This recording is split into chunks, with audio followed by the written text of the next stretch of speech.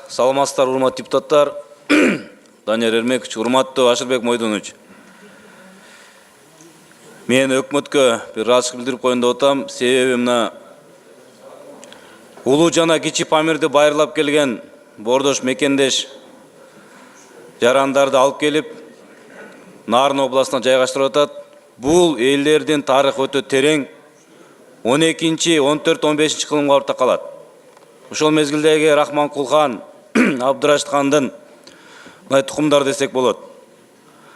Азыр убагында Айгүл Муратбековна барып келген экспедицияда кийин 13-14 жылы мен барып келдим.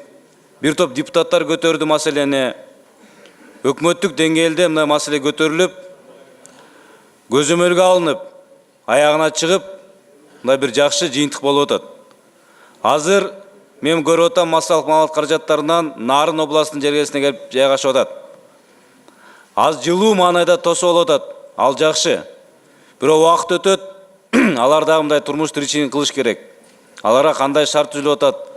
Бизде атайын мыйзамдар бар. Ошо мыйзамдын негизинде бюджетте мына 2018 карап туруп, шарт жагынан карасак, анан убакыт мүмкүнчүлүктү пайдаланып, кайрымдуулук фонддору бар.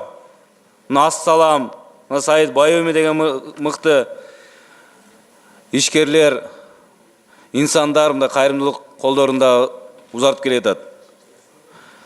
Ушуларда жалпы коомчулук мындай жакшы колдоо көрсөтүп берсе, мен ойлойм, дагы аркасынан келиши, балдарын окуп, билим алып, кайра ошол жерге барып, кызмат өтөп, ошол жердеги улуу жана кичи Памирдеги калктын санын сактап калууга өөлүгү болот деген чоң ишенич бар. Экинчи маселе,